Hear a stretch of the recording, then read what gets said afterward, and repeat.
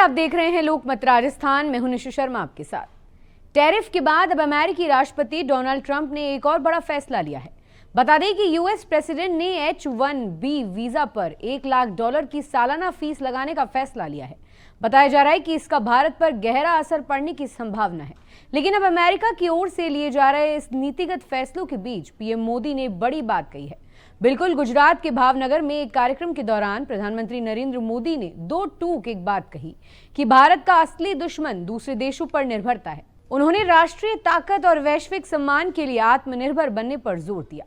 आपको बता दें, पीएम मोदी शनिवार को गुजरात के भावनगर पहुंचे हैं और यहां जनसभा को संबोधित करते हुए उन्होंने कहा कि भारत आज विश्व बंधु की भावना से आगे बढ़ रहा है।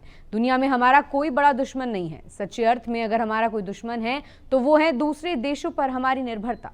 मोदी बोले कि यही हमारा सबसे बड़ा दुश्मन है और हमें मिलकर भारत के इस दुश्मन को हराना ही होगा।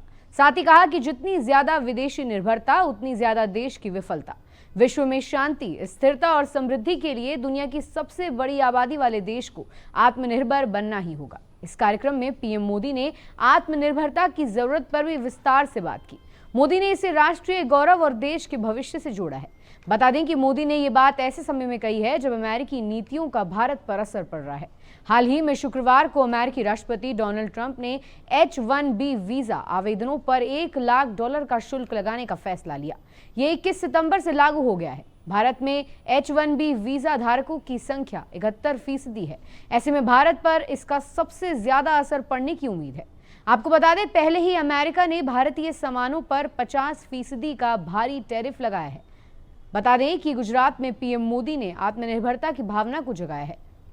मोदी बोले कि अगर हम दूसरों पर निर्भर रहेंगे तो हमारे आत्मसम्मान को ठेस पहुंचेगी। हम 1.4 अरब देशवासियों का भविष्य दूसरों के हाथों में नहीं छोड़ सकते। 100 दुखों की एक ही दवा है और वो है आत्मनिर्भर भारत।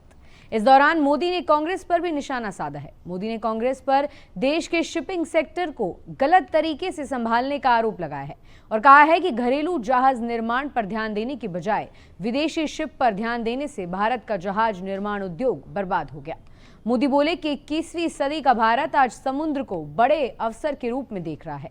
साथ ही बोले कि थोड़ी देर पहले यहां बंदरगाह आधारित विकास को गति देने के लिए हजारों करोड़ रुपए की परियोजनाओं का शिलान्यास और उद्घाटन किया गया। सिर्फ यही नहीं, उन्होंने देश में क्रूज पर्यटन को बढ़ावा देने के लिए आज मुंबई में अंतर्राष्ट्रीय क्रूज टर्मिनल का भी लोकार्पण किया है। इस बीच पीएम मोदी ने 34,200 करोड़ रुपए से अधिक की विकास परियोजनाओं की आधारशिला रखी। ऐसी और ताजा खबरों के लिए आप देखते रहिए लोकमत राजस्थान।